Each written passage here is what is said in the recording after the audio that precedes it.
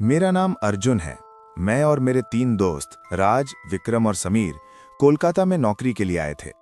हम चारों ने एक साथ इलाहाबाद से इंजीनियरिंग की पढ़ाई की थी और अब यहाँ अलग अलग कंपनियों में काम करते थे।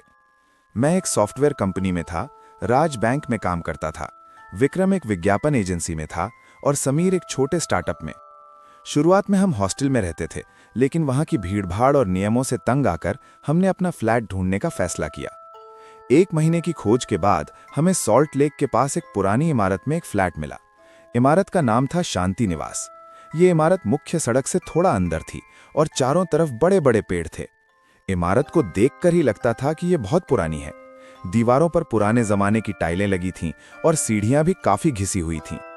जब मकान मालिक गोपाल बाबू ने हमें फ्लैट दिखाया तो हम चौंक गए। तीसरी मंजिल पर था ये फ्लैट। 3 बेडरूम, एक बड़ा हॉल, रसोई और बालकनी, सब कुछ बिल्कुल सही था। हॉल इतना बड़ा था कि हम चारों आराम से अपना सामान रख सकते थे। रसोई भी काफी बड़ी थी, हालांकि थोड़ी पुरानी लग रही थी। बालकनी से बाहर का नजारा बहुत अच्छा था और सबसे अच्छी बात यह थी कि किराया भी बहुत कम था, सिर्फ 12,000 रुपये महीना। कोलकाता में ऐसा फ्लैट तो कम से कम 20-25 हजार का मिलता। इतना सस्ता क्यों है? विक्रम ने शक से पूछा। वो हम चारों में सबसे होशियार था, हर चीज को तर्क से देखता था। गोपाल बाबू ने झिझकते हुए कहा, देखो बेटा, इमारत पुरानी है और यहाँ कुछ अफवाहें हैं। पिछले किराएदार जल्दी चले गए थे, उससे पहले वाले भी। दरअसल पिछले 2 साल से यह फ्लैट खाली पड़ा है। कैसी अफवाहें? मैंने पूछा। मेरा दिल थोड़ा तेज धड़कने लगा था। कुछ नहीं, बस लोग कहते हैं कि रात को अजीब आवाजें आती हैं, कभी कभी रोने की आवाज, कभी बर्तन घिरने की आवाज। लेकिन मैं यहाँ 30 साल से हूँ, खुद कभी कुछ नहीं देखा। हाँ, पड़ोसियों ने कुछ बातें बताई हैं, गोपाल बाबू ने हाथ जोड़कर कहा। राज हंसा। अंकल, हम भूत प्रेत में विश्वास नहीं करते, ये सब अंधविश्वास है, हमें ये फ्लैट चाहिए। समीर थोड़ा डरपोक था, उसने चिंता से कहा, लेकिन यार, अगर सच में कुछ है तो? अरे छोड़ ना, मैंने उसे टोकते हुए कहा। इतना अच्छा फ्लैट इतनी कम कीमत में कहाँ मिलेगा? और हम चारों साथ हैं, कुछ भी हो हम संभाल लेंगे। विक्रम ने फ्लैट का पूरा मुआयना किया। उसने हर कमरा देखा, खिड़कियां चेक की, बिजली के बोर्ड देखे। सब कुछ ठीक लग रहा है, बस थोड़ी सफाई की जरूरत है। हमने उसी दिन एडवांस दे दिया और अगले हफ्ते शिफ्ट हो गए। शिफ्ट करने का दिन रविवार था। हम सुबह सुबह अपना सामान लेकर पहुंच गए। पूरा दिन सामान रखने और सफाई करने में निकल गया। शाम तक हम थक गए थे, लेकिन फ्लैट अब रहने लायक हो गया था। यार, कितना अच्छा है ये जगह, राज ने बालकनी में खड़े होकर कहा। देखो कितना खुला खुला लग रहा है। हम सब ने मिलकर खाना बनाया। समीर ने दाल बनाई, मैंने चावल, विक्रम ने सब्जी और राज ने सलाद काटा। खाना खाते हुए हम अपने कॉलेज के दिनों की बातें कर रहे थे। याद है जब हमने हॉस्टल में पहली बार मिलकर खाना बनाया था? समीर ने हंसते हुए कहा। दाल इतनी नमकीन बनी थी कि खाई नहीं गई। हम सब हंसने लगे। वो दिन बहुत अच्छे थे। अब हम फिर से साथ थे, अपने घर में। अध्याय 2, पहली रात। शिफ्ट होने के बाद पहला हफ्ता बहुत अच्छा बीता। हम दिन में ऑफिस जाते और शाम को साथ बैठकर खाना बनाते, फिल्में देखते और हंसी मजाक करते। फ्लैट बिल्कुल सामान्य लग रहा था, कोई अजीब आवाज नहीं, कोई अजीब घटना नहीं। हमने सोचा कि गोपाल बाबू ने शायद किराया कम करने के लिए डरा दिया था। हर शाम हम बालकनी में चाय पीते और बातें करते। नीचे सड़क पर लोग चलते दिखते, गाड़ियां गुजरती दिखती। पड़ोसी भी अच्छे लगे। नीचे वाले फ्लैट में एक बुजुर्ग दंपत्ति रहते थे, दास अंकल और आंटी। वे बहुत मीठे थे। पहले ही दिन आंटी हमारे लिए संदेश लेकर आई थीं। दूसरी मंजिल पर एक छोटा परिवार था, पति, पत्नी और एक बच्चा। लेकिन वे लोग हमसे ज्यादा बात नहीं करते थे। जब भी हम मिलते, बस हल्का सा मुस्कुरा देते थे। लेकिन 10वें दिन, जो एक शनिवार की रात थी, सब कुछ बदल गया। हम चारों देर रात तक जागे थे। अगले दिन रविवार था, इसलिए हमने सोचा थोड़ा मस्ती करते हैं। विक्रम और राज ताश खेल रहे थे। समीर फोन पर अपनी गर्लफ्रेंड प्रिया से बात कर रहा था और मैं लैपटॉप पर कोई वेब सीरीज देख रहा था। रात के करीब 2 बजे थे। बाहर बिल्कुल सन्नाटा था। तभी अचानक रसोई से बर्तनों के गिरने की आवाज आई। धड़ाम! इतनी जोर की आवाज थी कि हम सब चौंक गए। क्या था ये? समीर ने डरते हुए पूछा। उसने फोन काट दिया। शायद कोई बिल्ली होगी, राज ने कहा और उठकर रसोई की तरफ गया। हम सब भी उसके पीछे चल दिए। रसोई में पहुंचकर हमने देखा कि सारे बर्तन फर्श पर बिखरे पड़े थे। थाली, कटोरी, गिलास, सब कुछ। खिड़की बंद थी और कोई बिल्ली नहीं थी। दरवाजा भी बंद था। ये कैसे गिर गए? मैंने आश्चर्य से पूछा। मेरी आवाज में घबराहट थी। हवा से गिर गए होंगे, विक्रम ने तर्क दिया, हालांकि उसकी आवाज में भी थोड़ा संदेह था। उसने खिड़की चेक की। देखो, खिड़की बंद है, शायद रैक कमजोर हो और बर्तन गिर गए। लेकिन रैक बिल्कुल मजबूत थी और बर्तन इस तरह बिखरे थे जैसे किसी ने जानबूझकर फेंके हों। हमने बर्तन उठाए और धो डाले, फिर वापस अपने कमरों में चले गए। लेकिन नींद किसी को नहीं आई। मैं अपने बिस्तर पर लेटा रहा, आंखें खुली हुई। बाहर से उल्मू की आवाज आ रही थी। मुझे लग रहा था जैसे कोई मुझे देख रहा है। अगली सुबह मैं जल्दी उठ गया। नींद पूरी नहीं हुई थी और सिर भारी लग रहा था। बाथरूम जाने के लिए हॉल से गुजर रहा था। तभी मैंने देखा कि तीसरे बेडरूम का दरवाजा, जो हमने बंद कर रखा था, खुला हुआ था।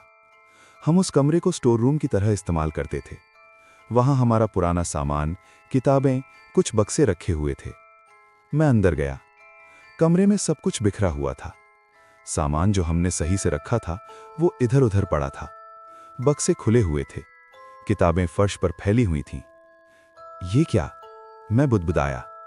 मेरे पैर कांप रहे थे। मैंने दूसरों को जगाया। सब नींद में थे।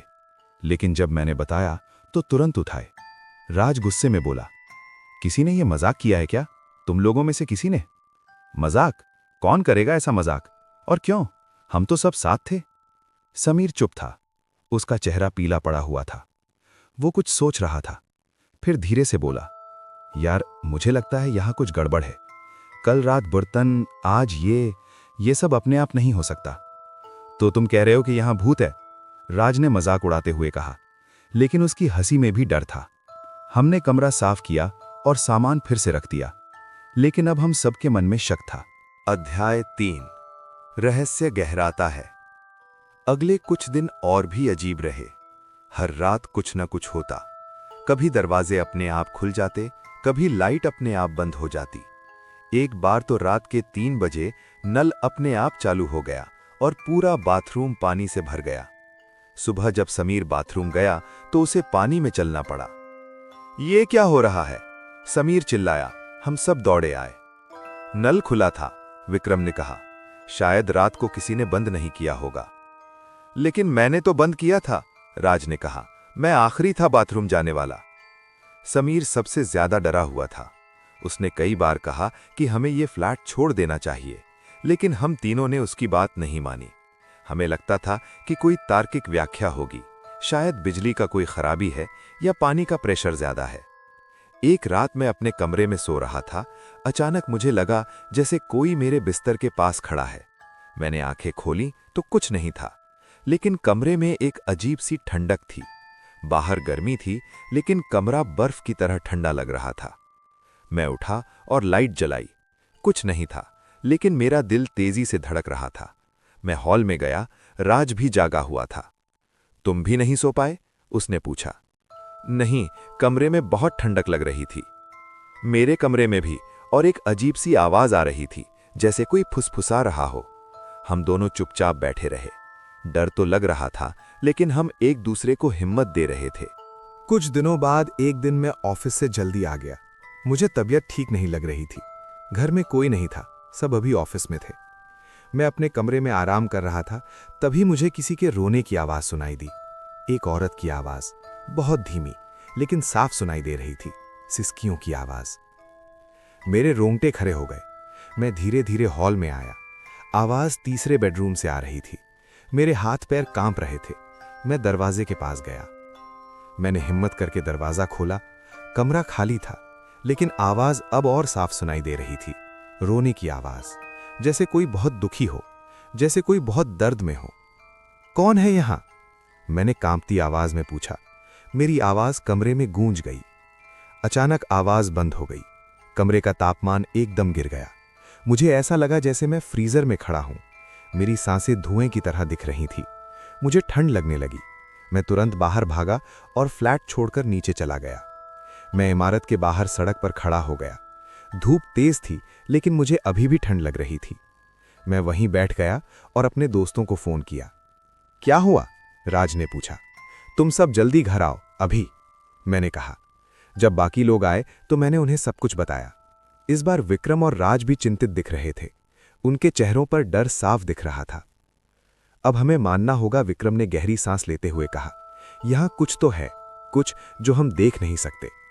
हमें पता लगाना होगा कि यहां हुआ क्या है, विक्रम ने कहा।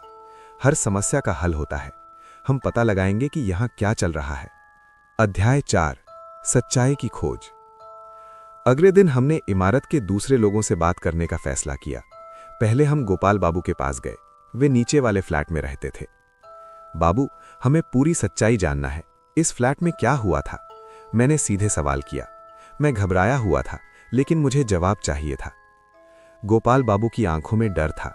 उन्होंने गहरी सांस ली और बोला, ठीक है, मैं तुम्हें बताता हूं, लेकिन पहले वादा करो कि तुम लोग समझदारी से काम लोगे और किसी को मत बताना कि मैंने बताया है। हमने सिर हिलाया। 5 साल पहले इस फ्लैट में एक परिवार रहता था। पति का नाम था विनय, पत्नी का नाम मीरा था और उनकी एक छोटी बेटी थी अनन्या। विनय एक कंपनी में काम करता था। शुरुआत में सब ठीक था, बहुत अच्छा परिवार था। मीरा बहुत मीठी थी, हमेशा मुस्कुराती रहती थी। गोपाल बाबू रुके, फिर आगे बोले। फिर एक दिन विनय को अपने ऑफिस की एक लड़की से प्यार हो गया। उसका नाम था शिखा।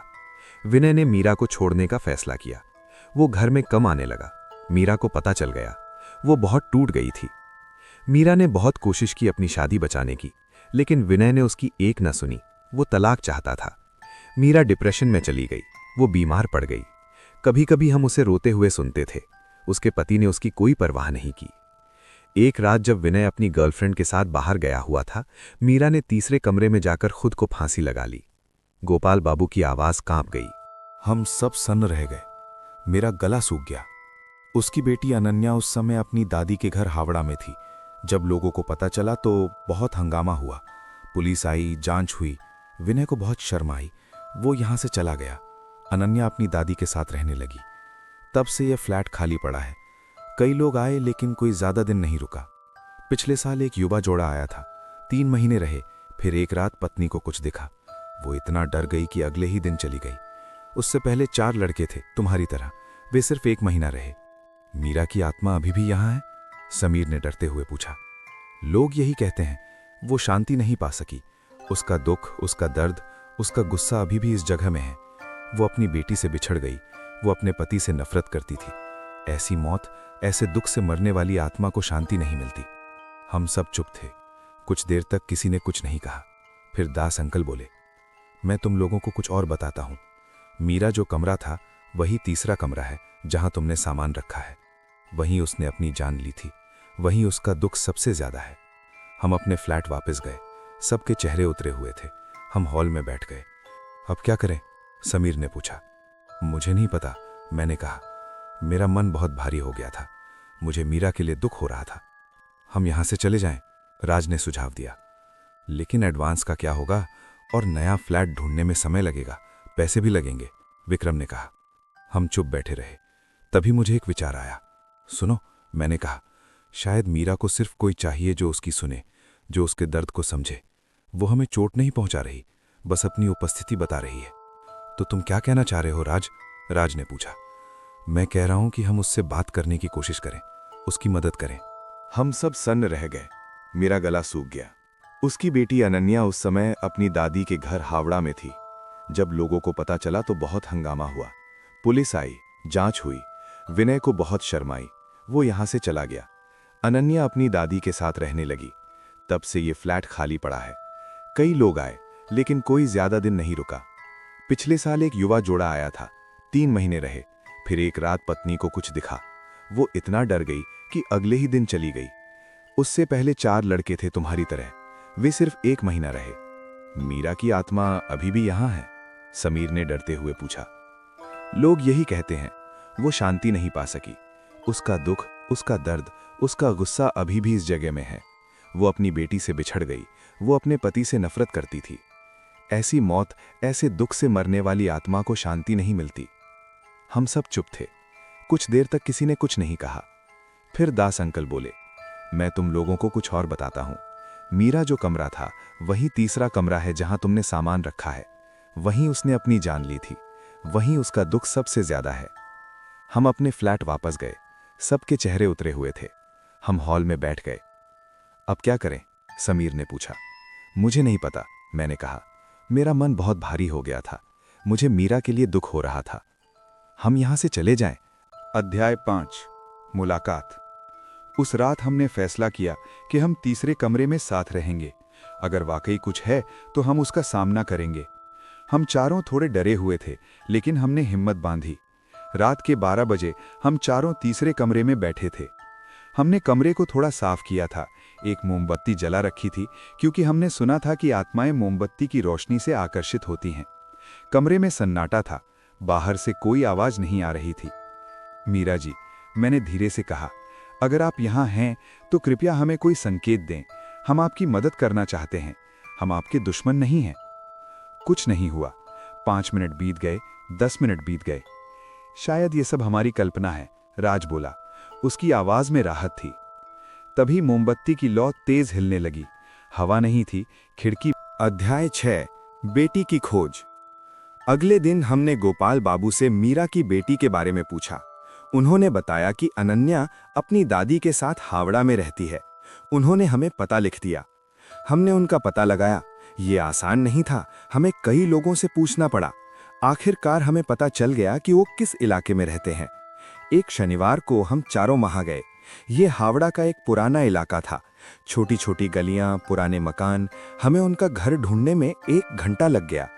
जब हमने दरवाजे की घंटी बजाई तो एक बुजुर्ग महिला ने दरवाजा खोला। ये अनन्या की दादी थीं। जी कहिए, उन्होंने पूछा। नमस्ते आंटी जी, हम अनन्या से मिलना चाहते हैं। हमारा नाम है अर्जुन, राज, विक्रम और समीर। हम शांति निवास के फ्लैट में रहते हैं। दादी का चेहरा बदल गया। वो फ्लैट? तुम लोग वहां रहते हो? हाँ आंटी, हमें अनन्या से बात करनी है, ये बहुत जरूरी है। दादी ने हमें अंदर बुलाया। घर छोटा था लेकिन साफ सुथरा। दीवारों पर पुरानी तस्वीरें लगी हुई थीं। अनन्या, दादी ने आवाज लगाई, कोई तुमसे मिलने आया है। एक लड़की अंदर के कमरे से निकली। अनन्या अब 18 साल की थी। पतली दुबली, लंबे बाल और उसकी आंखों में एक अजीब सा दुख था। वो दुख जो उम्र से पहले आ जाता है। कौन है ये? उसने पूछा। बैठो बेटा, दादी ने कहा। हम सब बैठ गए। मैंने शुरुआत की, अनन्या, मैं जानता हूं ये बहुत अजीब लगेगा, लेकिन हम तुम्हारी माँ के बारे में बात करने आए हैं। अनन्या का चेहरा सख्त हो गया। मेरी माँ के बारे में? वो तो मर चुकी है, 5 साल हो गए। हम जानते हैं, लेकिन उनकी आत्मा अभी भी उस फ्लैट में है। अनन्या हंसी, लेकिन उसकी हंसी में कोई खुशी नहीं थी। भूत प्रेत? तुम मुझसे मजाक कर रहे हो? नहीं, विक्रम ने गंभीरता से कहा। हम सच बोल रहे हैं। हमने उन्हें देखा है, उनसे बात की है। फिर हमने अनन्या को सब कुछ बताया। पहली रात से लेकर बर्तनों के गिरने तक, तीसरे कमरे की घटनाओं तक और आखिर में कल रात की बात। अनन्या चुपचाप सुनती रही। उसकी आंखों में अविश्वास था, लेकिन साथ ही कुछ और भी था, उम्मीद शायद। और तुम्हारी माँ ने कहा कि वो तुमसे माफी मांगना चाहती है। मैंने कहा, वो चाहती है कि तुम जानो कि वो तुमसे कितना प्यार करती थी। अनन्या की आंखों में आंसू आ गए। उसने मुंह फेर लिया। मुझे नहीं जाना उस घर में। मैं नहीं जा सकती। मैं नहीं देख सकती वो जगह जहां उसने। बेटा, दादी ने उसका हाथ पकड़ा। शायद ये तुम्हारे लिए भी जरूरी है। तुम 5 साल से उससे नाराज हो। तुम रात को सोती नहीं, तुम्हारे सपनों में वो आती है। शायद ये वक्त आ गया है कि तुम उससे बात करो। लेकिन दादी माँ? मैं समझती हूं तुम्हारा दर्द बेटा, लेकिन तुम्हारी माँ भी दर्द में थी। उसे डिप्रेशन था, वो बीमार थी। उसने खुद को नियंत्रित नहीं कर पाई, लेकिन उसने तुम्हें कभी प्यार करना नहीं छोड़ा। मैंने देखा है उसकी आंखों में तुम्हारे लिए प्यार। मुझे नहीं जाना, अनन्या ने कठोर आवाज में कहा। उसने मुझे छोड़ दिया। उसने सोचा कि मरना आसान है, मुझे अकेला छोड़ देना आसान है। उसने मेरे बारे में नहीं सोचा। वो सोच नहीं पा रही थी, समीर ने धीरे से कहा। डिप्रेशन एक बीमारी है अनन्या। जब कोई इस बीमारी में होता है तो वो सही गलत नहीं सोच पाता। तुम्हारी माँ को लगा कि तुम्हारे लिए बेहतर होगा अगर वो नहीं रहेगी। वो गलत थी, लेकिन उसे ऐसा लगा, और अब उसे इसका एहसास है, इसलिए वो शांत नहीं है। अनन्या ने लंबे समय तक कुछ नहीं कहा, फिर धीरे से बोली, मुझे सोचने दो, मुझे थोड़ा वक्त चाहिए। हमने उसे अपना नंबर दिया और वापस आ गए। रास्ते में कोई नहीं बोला। हम सब सोच रहे थे कि अनन्या आएगी या नहीं। 2 दिन बीत गए, कोई फोन नहीं आया। हम चिंतित होने लगे। लेकिन तीसरे दिन अनन्या का फोन आया। मैं आऊंगी, उसने कहा। मैं अपनी माँ से मिलना चाहती हूँ, आखिरी बार। अध्याय 7 मुक्ति। उस शनिवार की रात अनन्या हमारे साथ फ्लैट आई। उसकी दादी भी साथ थीं। जब वे सीढ़ियां चढ़ रही थीं तो अनन्या कांप रही थी। मैं उसका हाथ पकड़े था। घबराओ मत, मैंने कहा, हम सब तुम्हारे साथ हैं। हम सब तीसरे कमरे में गए। हमने कमरे को साफ कर दिया था। फर्श पर सफेद चादर बिछा दी थी। कुछ फूल रख दिए थे। मोमबत्तियां जला दी। अनन्या बहुत डरी हुई थी। वो दरवाजे के पास ही खड़ी रह गई। मैं नहीं कर सकती, उसने कहा। कर सकती हो बेटा, दादी ने कहा। ये तुम्हारे लिए भी जरूरी है और तुम्हारी माँ के लिए भी। हम सब बैठ गए। अनन्या बीच में बैठी। उसके आसपास हम सब थे। कमरे में सन्नाटा था। सिर्फ मोमबत्तियों की लौ हिल रही थी। माँ, अनन्या ने कांपती आवाज में कहा। मैं यहां हूं, अनन्या, तुम्हारी बेटी। कुछ नहीं हुआ। 1 मिनट बीता, 2 मिनट बीते। फिर धीरे धीरे कमरे का तापमान गिरने लगा। मोमबत्तियों की लौ तेज होने लगी। फिर वो आकृति फिर से दिखाई दी, मीरा की आत्मा। इस बार वो और साफ दिख रही थी। एक सुंदर औरत, 30-35 साल की। उसके चेहरे पर गहरा दुख था। लेकिन जब उसने अनन्या को देखा तो उसकी आंखों में एक चमक आ गई। अनन्या, उसकी आवाज आई। इस बार आवाज थोड़ी साफ थी। मेरी बच्ची। अनन्या रोने लगी। 5 साल का दर्द, 5 साल का गुस्सा सब बाहर आने लगा। तुमने मुझे क्यों छोड़ा माँ? मुझे तुम्हारी जरूरत थी। मैं अकेली थी। मुझे डर लगता था। रात को जब मैं सोती थी तो तुम्हारे सपने आते थे। तुम्हें बुलाती थी लेकिन तुम नहीं आती थी। माफ करो बेटी। मीरा की आवाज में इतना दर्द था कि हम सबकी आंखें भर आईं। मैं बहुत बीमार थी। मेरे दिमाग में अंधेरा था। मैं सोच नहीं पा रही थी। मुझे लगा तुम मेरे बिना खुश रहोगी। मैं गलत थी, बहुत गलत थी। हाँ, तुम गलत थी। तुमने मुझे अकेला छोड़ दिया। पापा ने हमें छोड़ दिया और तुमने भी। मैं किससे पूछती कि क्या करूं? जब स्कूल में लड़कियां मुझसे पूछती थीं कि मेरी माँ कहाँ है तो मैं क्या बताती? जब मुझे तुम्हारी जरूरत होती थी तुम कहाँ थी? मैं जानती हूं बेटा, मैंने तुम्हें बहुत दुख दिया। लेकिन ये जान लो कि मैंने तुम्हें एक पल के लिए भी प्यार करना नहीं छोड़ा। तुम मेरी जान थी। तुम्हें इतना प्यार करती थी कि शब्दों में बयान नहीं कर सकती।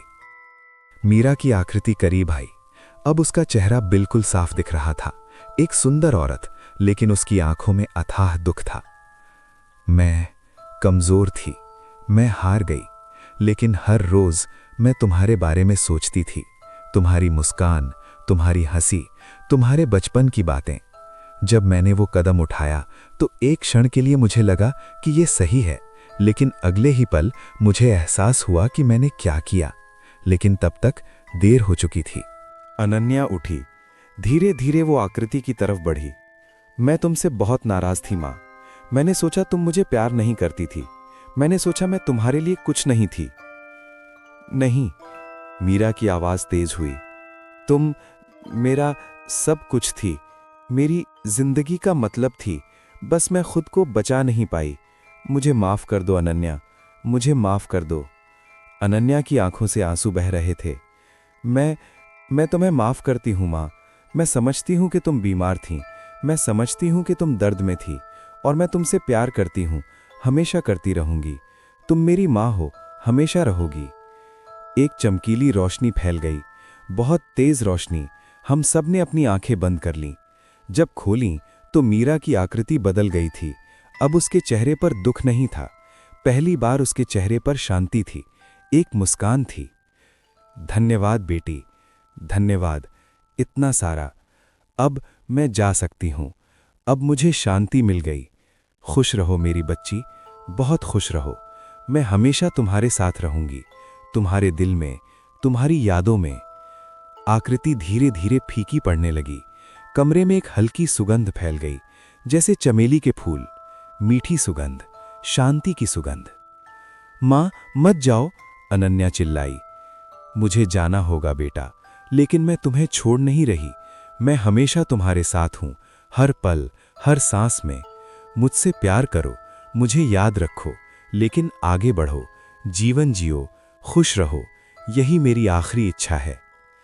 फिर वो पूरी तरह गायब हो गई, लेकिन कमरे में अभी भी वो सुगंध थी और एक अजीब सी शांति थी, ऐसी शांति जो 5 साल से उस कमरे में नहीं थी। अनन्या फर्श पर बैठकर रोने लगी। उसकी दादी ने उसे गले लगा लिया। हम सब भी रो रहे थे। ये दुख के आंसू नहीं थे, ये राहत के आंसू थे, शांति के आंसू थे। अध्याय 8, नया सवेरा। उस रात के बाद फ्लैट में कभी कुछ अजीब नहीं हुआ। कोई आवाज नहीं आई, कोई दरवाजा अपने आप नहीं खुला, कोई बर्तन नहीं गिरे। मीरा को शांति मिल गई थी। वो आखिरकार अपनी बेटी से माफी मांग पाई थी और अपनी बेटी का प्यार पा पाई थी। अनन्या अक्सर हमसे मिलने आती थी। वो धीरे धीरे ठीक हो रही थी। उसने अपनी माँ की यादों को दिल में संजोना सीख लिया था, बिना दर्द के। अब वो अपनी माँ के बारे में बात कर सकती थी, बिना रोए। एक दिन वो तीसरे कमरे में गई और बोली, मैं यहाँ अपनी माँ की कुछ तस्वीरें रखना चाहती हूँ, उसकी पसंदीदा चीज़ें, क्या चलेगा?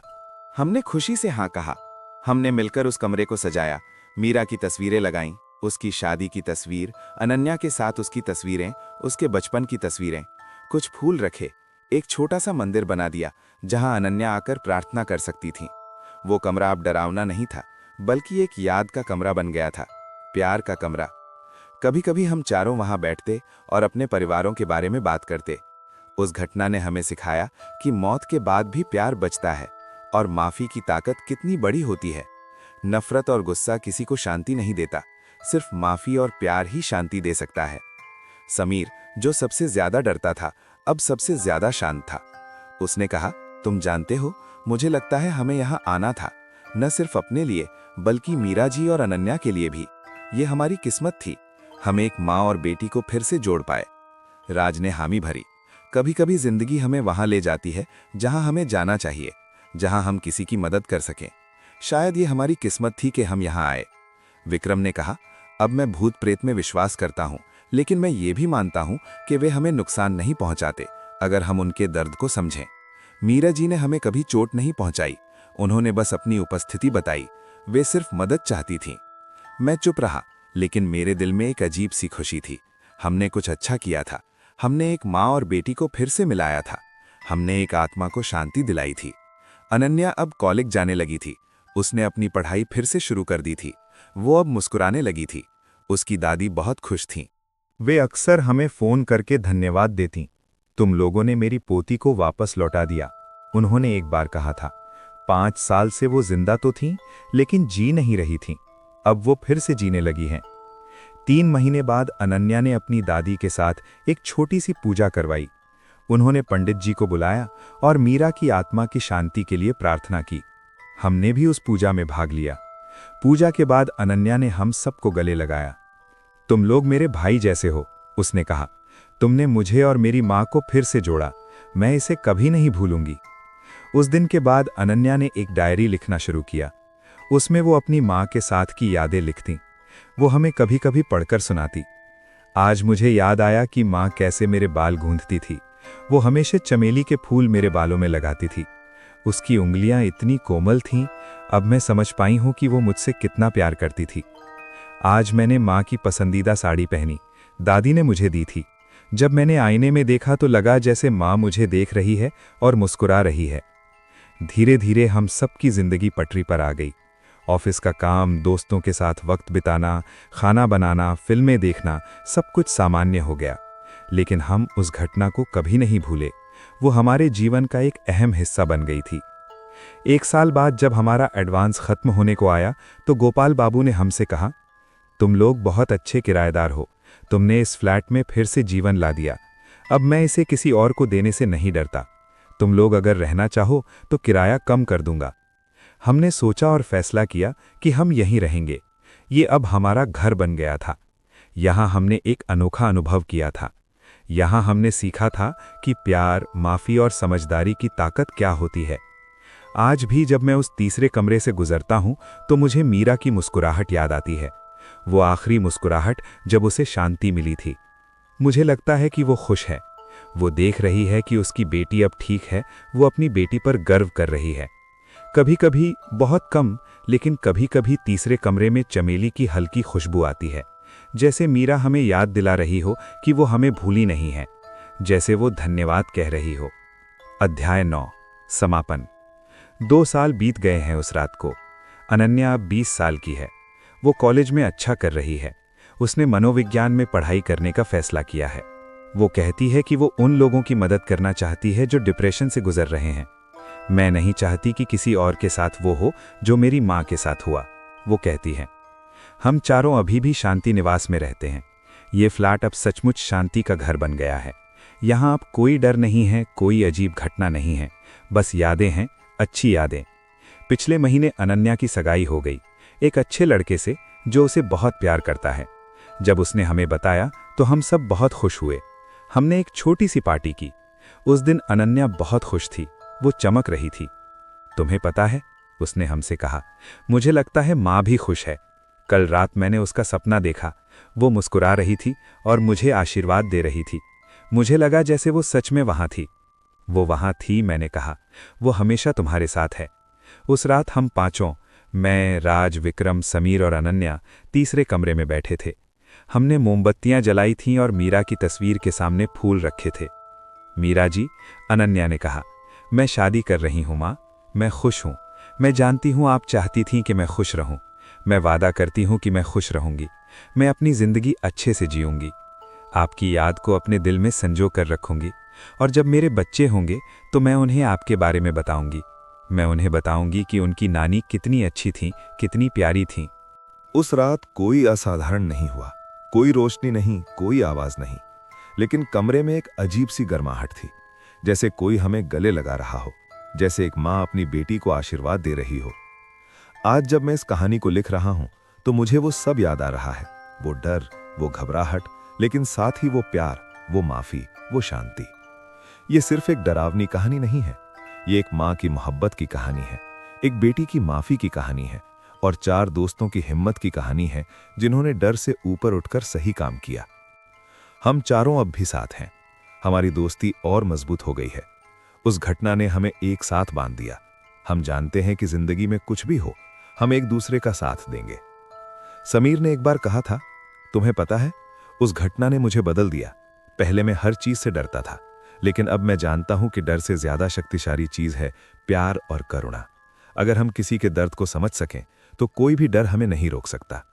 राज, जो हमेशा मजाक करता रहता था, वो भी गंभीर हो गया था। मैंने सीखा कि जिंदगी बहुत कीमती है, हर पल को जीना चाहिए, और अपने प्यार करने वालों को बताना चाहिए कि हम उन्हें कितना प्यार करते हैं। पता नहीं कल क्या हो। विक्रम ने कहा, मैं हमेशा तर्क में विश्वास करता था, लेकिन अब मैं जानता हूं कि इस दुनिया में कुछ चीजें हैं जो तर्क से परे हैं। प्यार, आत्मा, भावनाएं, ये सब असली हैं। और मैंने सीखा कि जिंदगी में कभी कभी हम ऐसी जगहों पर पहुंच जाते हैं जहां हमें नहीं पता था कि हमें जाना है, लेकिन वहां पहुंचकर हमें एक मकसद मिलता है, हमें एक काम मिलता है जो हमें करना है, और अगर हम उस काम को पूरा करें तो हमारी जिंदगी में एक नया मतलब आ जाता है। कोलकाता की उस पुरानी इमारत में, सॉल्ट लेक के उस कोने में, शांति निवास नाम का वो फ्लैट आज भी खड़ा है, और अगर आप कभी वहां जाएं तो शायद आपको तीसरे कमरे से चमेली की हल्की खुशबू आए, और शायद, बस शायद, आप एक माँ की मुस्कुराहट महसूस करें। हमारी कहानी यहीं खत्म होती है, लेकिन मीरा और अनन्या की कहानी कभी खत्म नहीं होगी। एक माँ की मोहब्बत कभी नहीं मरती, वो हमेशा जीवित रहती है अपनी बेटी के दिल में, अपनी बेटी की यादों में। और हम 4 दोस्त, हम हमेशा याद रखेंगे उस औरत को जिसने हमें सिखाया कि प्यार मौत से भी मजबूत है। हम हमेशा याद रखेंगे उस लड़की को जिसने अपनी माँ को माफ किया और दोनों को शांति दी। जब भी हम मिलते हैं, तीसरे कमरे में जाते हैं और एक मोमबत्ती जलाते हैं। यह हमारा तरीका है मीरा को याद करने का। यह हमारा तरीका है उसे धन्यवाद देने का कि उसने हमें जीवन का एक बहुमूल्य पाठ सिखाया। और जब अनन्या आती है तो वो अपनी माँ की तस्वीर के सामने बैठती है और उससे बातें करती है। वो अपनी जिंदगी की हर बात बताती है, और मुझे यकीन है कि कहीं ना कहीं मीरा सुन रही है, मुस्कुरा रही है और अपनी बेटी पर गर्व कर रही है। ये कहानी आज भी हम अपने दोस्तों को सुनाते हैं। कुछ लोग मानते हैं, कुछ नहीं, लेकिन हम चारों जानते हैं कि ये सच है, हर शब्द सच है। और जब भी हम उस तीसरे कमरे में मीरा की तस्वीर को देखते हैं, हमें एक अजीब सी शांति मिलती है, जैसे वो हमारी रखवाली कर रही हो, हमें आशीर्वाद दे रही हो, हमसे कह रही हो, धन्यवाद। तुमने मेरी और मेरी बेटी की मदद की, अब हम दोनों शांति में हैं। आखिर में ये सिर्फ एक डरावनी कहानी नहीं थी, ये एक माँ की मोहब्बत की कहानी थी, एक बेटी की माफ़ी की कहानी थी और 4 दोस्तों की हिम्मत की कहानी थी जिन्होंने डर से ऊपर उठकर सही काम किया। और अगर इस कहानी से आपको कुछ सीखना है तो ये है कि अपने प्यार करने वालों को हमेशा बताइए कि आप उनसे कितना प्यार करते हैं। माफ़ करना सीखिए और अगर कोई मदद की ज़रूरत में है तो डर को एक तरफ रखकर मदद कीजिए, क्योंकि प्यार, माफ़ी और करुणा, ये 3 चीज़ें दुनिया की सबसे शक्तिशाली चीज़ें हैं। कोलकाता की उस पुरानी इमारत में सॉल्ट लेक के उस कोने में शांति निवास नाम का वो फ्लैट आज भी खड़ा है और वहां अब शांति है, सच्ची शांति, क्योंकि एक माँ और बेटी को उनका प्यार वापस मिल गया, क्योंकि माफ़ी हो गई, क्योंकि दर्द खत्म हो गया। और यही असली मुक्ति है, यही असली शांति है।